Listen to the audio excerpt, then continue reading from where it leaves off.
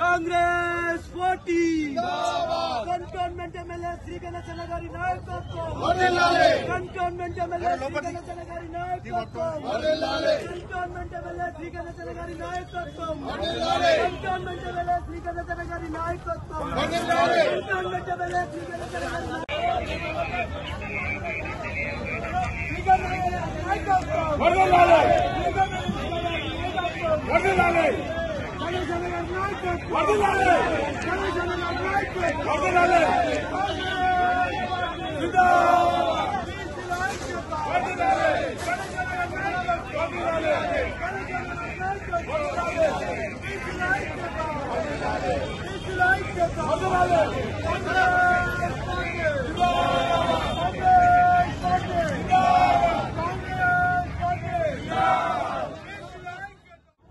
ఈ కాంగ్రెస్ ప్రభుత్వం జనగణన చేసి కులగణన చేసి ఆ జనగణని కులగణని అసెంబ్లీలో బిల్లు ప్రవేశపెట్టి అన్ని పార్టీలు దానికి మద్దతు ఇచ్చిన తర్వాత గవర్నర్ దగ్గర బిల్లును పంపించిన తర్వాత గవర్నర్ అక్కడ ఆపిన తర్వాత వారు ఏ ముందుకు సాగకుంటే స్వయాన గౌరవ ముఖ్యమంత్రి రేవంత్ రెడ్డి గారు, ఉప ముఖ్యమంత్రి మల్లుబట్టి విక్రమార్క గారు, పీసీసీ ప్రెసిడెంట్, అందరు మంత్రులు, వీలే కాకుండా దేశంలో ఉన్న వివిధ రాజకీయ పార్టీల ఎంపీలు కూడా జంతర్ మంతర్లో ఢిల్లీలో కూడా అందరూ ధర్నాలో పాల్గొని అందరూ మద్దతు ఇచ్చారు. ఈ 42% రిజర్వేషన్ అమలు చేయాలని.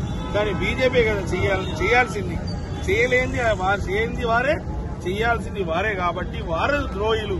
వారు ఇక్కడ ఏదో సాకిలు చెప్పుకొని గుజరాత్ లో కావచ్చు, యూపీలో కావచ్చు, ఎక్కడైనా కూడా అందరినీ కలిపి పర్సంటేజ్ ఆఫ్ రిజర్వేషన్ ఇస్తారు. అందరినీ కలిసి రిజర్వేషన్ ఇస్తారు. కానీ ఈ మత మౌలకి ఇవ్వరు, ఆ కుల మౌలకి ఇవ్వరని ఏం లేదు కదా. వారు అక్కడేమో ఒక తీరుగా చేసుకుంటూ అదొక రీజన్ బండి సంజయ్ గారు చెప్పడం, వీళ్ళని తీసేస్తే చేస్తా అని. వారికి చెయ్యాలని ఇంట్రెస్ట్ లేదు, బీసీలు బాగుపడాలని ఇంట్రెస్ట్ లేదు కాబట్టి ఇవన్నీ సాకులు చెప్తున్నారు. ఈ రోజు ముఖ్యమంత్రి గారు, మన కేబినెట్, రాహుల్ గాంధీ గారు బీసీలకు ఇక్కడ ప్రభుత్వంలో ఎంత మంచి అవకాశం ఇవ్వాలో అంత మంచి అవకాశాలు ఇచ్చారు. అందరూ సంతోషంగా ఉన్నారు. పోరాటం ఎవరిపై అంటే బీజేపీ పైననే మా పోరాటం. కేంద్రంలో ఉన్న ప్రభుత్వం బీజేపీ, వాళ్ళే చేస్తేనే ఇది పాస్ అవుతుంది. మేము అక్కడ ప్రెసిడెంట్ ముర్ము గారిని కూడా మేము అపాయింట్మెంట్ అడిగారు. ముఖ్యమంత్రి గారు, ఉప ముఖ్యమంత్రి గారితో పాటు డెలిగేషన్ అడిగితే కూడా వారు జంతర్ మంతర్లో కూడా చేసినప్పుడు కూడా ధర్నా చేసినప్పుడు కూడా మాకు అపాయింట్మెంట్ ఇవ్వమంటే ఇవ్వలేదు. వారికి ఏ ఆలోచన ఉంది మీరు ఆలోచించండి. వారికి ఇప్పుడు వారు చేస్తే ఆగేది ఇక్కడ అసెంబ్లీలో చట్టం చేశాము, అన్ని విధంగా పోరాటం చేశాము, న్యాయ పోరాటం కూడా చేశాము, హైకోర్టుకి వెళ్లాము, సుప్రీంకోర్టుకి వెళ్లాము. దీని గురించి చేయాల్సిన ప్రక్రియ అంతా కాంగ్రెస్ పార్టీ చేసింది. ఇప్పుడు ఆపిందంతా ఎవరు? బీజేపీ వాళ్ళే. ఆపిందంటే తెలంగాణ ప్రజలు వారి కొట్టి తరిమి కొడతారనే ఉద్దేశంతో ఈ రోజు బీజేపీ వాళ్ళు కూడా బంద్లో పాల్గొని మేము కూడా మద్దతు ఇస్తున్నాం. అరే మీరు ఇక్కడే మద్దతు ఇచ్చారా? మీదే కదా ప్రభుత్వం. మీరు అనుకుంటే 5 నిమిషాలు అవుతుంది. 5 నిమిషాలు అయితే చేయకపోవడం వారిదే తప్పు. కావాలని బీసీలని ఉద్దేశపూర్వకంగానే వారిని తొక్కాలనేసి వాళ్ళ ఆలోచన. ఇంకా ఎన్ని రోజులు ఉండదు. రానున్న రోజుల్లో ఖచ్చితంగా దేశ ప్రజలు రాహుల్ గాంధీ గారికి అవకాశం ఇస్తారు. వీరు ఒకవేళ బీజేపీ ప్రభుత్వం చేయకుంటే రాహుల్ గాంధీ గారు ప్రధానమంత్రి అయినాక ఫస్ట్ సైన్ చేసేది వారే బీసీల గురించి. ఎందుకంటే భారత్ జోడో యాత్రలో కన్యాకుమారి టు కాశ్మీర్ వారికి పాదయాత్ర చేసి అందరిని కలిసి అందరి అవసరాలు, అందరి సమస్యలు తెలుసుకున్నారు. ఇంత గొప్పగా ఇంత తెలిసిన వాళ్ళు ఒక్కొక్క ఏరియా గురించి ఈ రోజు ఎవరైనా ఉన్నారో వ్యక్తి అంటే భారతదేశంలో అది రాహుల్ గాంధీ గారి. ఆ పాదయాత్ర తర్వాతనే కదా ఇది తీసుకొచ్చారు. అంటే మీ పార్టీ నేత రాహుల్ గాంధీ ఛాయ్ తాగినంతసేపు ప్రధాని మంత్రి మోడీ దగ్గర కూర్చుంటే సమస్య పరిష్కారం అవుతుందని చెప్పి మాజీ మంత్రి కేటీఆర్ అంటున్నారు. దాని ఎట్లా చూస్తారు? వారు దేనికైనా ఏదో సాకులే తప్పితే వారు చెయ్యాలనుకుంటే ఎంతసేపు ఇంత ఉద్రిక్త వాతావరణం అయింది. ఈ రోజు బీసీ సంఘాలు పిలుపునిచ్చింది, ఒక పార్టీ కాదు కదా, బీసీ సంఘాలు ఇచ్చిందంటే ఇది జనంలోకి వెళ్ళిపోయింది. ఇది జనం కోరుకున్నప్పుడు వారు తప్పనిసరి ఇవ్వాల్సింది. వారు ఒకటే, కేటీఆర్, కేసీఆర్, మోదీ ఒకటే. ఎప్పుడెప్పుడు వేరే రాష్ట్రంలో ఎలక్షన్లు అయితాయో మీరు చూసింటారు. మహారాష్ట్రలో ఎలక్షన్ అయినప్పుడు 20 ఢిల్లీలో ప్రెస్ మీట్ పెట్టింది వాళ్ళకి మద్దతుగా. ఇక్కడ కాంగ్రెస్ ను తిట్టినట్టు అక్కడ వాళ్ళకి మద్దతు ఇచ్చినట్టు. ఇప్పుడు బీహార్ ఎలక్షన్ అవుతుంది కాబట్టి దేశం అంతటా ఓట్ చోరీ గురించి డిస్కషన్ అవుతుంది. ఏ విధంగా ఓట్ చోరీ అవుతుందంటే దాన్ని సర్ప్రైజ్ చేయడానికి మళ్ళీ ఈయనకు ఓట్ చోరీ అని తీసుకొచ్చి మళ్ళీ అలా ఢిల్లీ దాకా తీసుకుపోతే ఇక్కడ అవుతుందని చెప్పాలని. వారు ఏ టీం బి టీం, ఇది ఏ టీం బి టీం అనుకుంటే ఎప్పుడు అవుతుండేది. వారు చేసిన చట్టాలతోటే ఈ రోజు స్థానిక సంస్థ ఎలక్షన్లు 50% దాటలే. వారు ప్రభుత్వం ఉన్నప్పుడు 50% దాటొద్దనిగా చట్టం చేసినందుకు ఈ రోజు ఇంత నష్టం జరిగింది. దీనికి ఫస్ట్ కారకులు బీఆర్ఎస్, సెకండ్ వాళ్ళు బీజేపీ. వాళ్ళు ఆనాడు చేసి ఉంటే చట్టము ఈనాడు ఈ బాధ ఉండకపోతుంటే.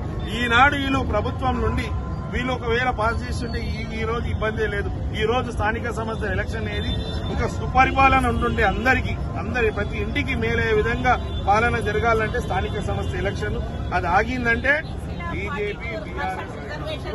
రాహుల్ గాంధీ గారు ఏదైతే కామారెడ్డి డిక్లరేషన్ లో చెప్పారో దాన్ని ఈ రోజు మన ముఖ్యమంత్రి గారు దాన్ని ఒక ఛాలెంజ్ గా తీసుకొని మరొక రెడ్డి బిడ్డ అయినా కూడా ఈ రోజు ఆయన దాన్ని ఛాలెంజ్ గా తీసుకొని 42% తెలంగాణలో మేము అమలు చేస్తాము అని చెప్పి కులగణన చేసి మరి 1 year పాటుగా ఈ కార్యక్రమం జరిగింది. ఇంటింటికి వెళ్లి లెక్కలు తీల్చి ఆ లెక్కలన్నిటి కూడా మనము రిజర్వేషన్ రూపంలో ఒక ఆర్డినెన్స్ తీసుకొచ్చి ఆర్డినెన్స్ తోటి అదేవిధంగా మేము కేబినెట్ లో కూడా దాన్ని ఆమోదం తెలిపి ఆ తర్వాత మేము బిల్లు రూపంలో అసెంబ్లీలో ప్రవేశపెట్టి బిల్లు కూడా పాస్ చేసుకుని మరి అది గవర్నర్ గారి దగ్గరికి పంపినప్పుడు గవర్నర్ ఒక సంతకం పెట్టేసి ఉంటే అక్కడ ఎక్కడా సమస్య వచ్చి ఉండేది కాదు. ఇప్పుడు రోజు 42% తోటి మొన్నటి నోటిఫికేషన్ లో ఎలక్షన్స్ జరిగి ఉండేవి. కానీ ఇదంతా కూడా బీజేపీ డ్రామా వల్ల మొత్తం తల్లకిందులైపోయింది. బీసీల ఆశలన్నీ కూడా అడియాశలు అయిపోయినాయి. మరి వాళ్ళు అసెంబ్లీలో మద్దతు చెప్పారు, బయటికి పోయినాక తోక జాడిచ్చారు. గవర్నర్ సంతకం పెట్టాల్సింది పోయి గవర్నర్ దగ్గర నుంచి ప్రెసిడెంట్ వరకు తెప్పించుకున్నారు.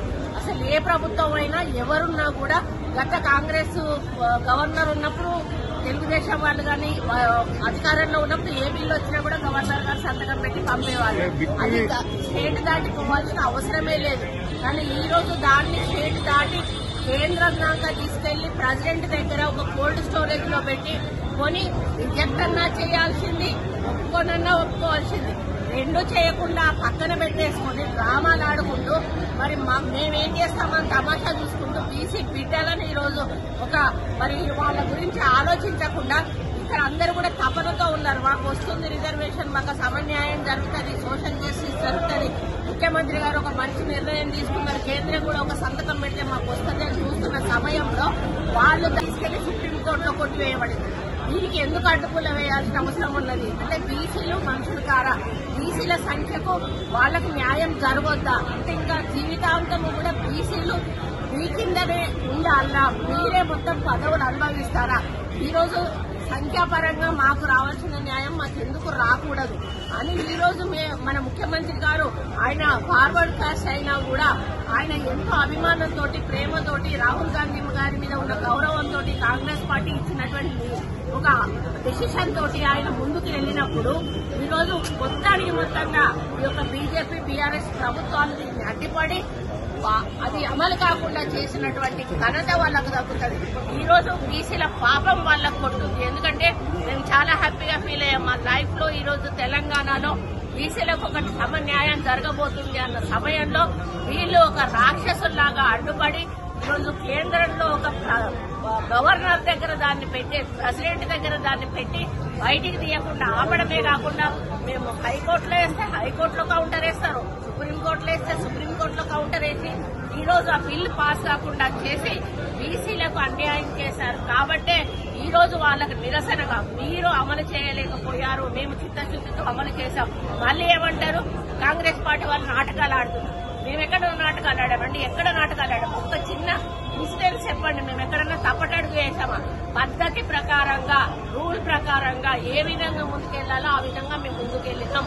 అడ్డుపడింది మీరు, ఆపింది మీరు, ఈ రోజు దాన్ని అమలు కాకుండా చేసింది మీరు. కాబట్టి మీరు బీసీ బిడ్డలకు క్షమాపణ చెప్పాలి. ప్రెసిడెంట్ దగ్గర ఉన్నటువంటి ఏదైతే ఉందో దాన్ని బిల్లు సంతకం చేసి దాన్ని బిల్లు రూపంలో బయటికి తీసుకురావాలి, జీవో రూపంలో. అది చేసినప్పుడే మీకు చిత్తశుద్ధి ఉన్నట్టు.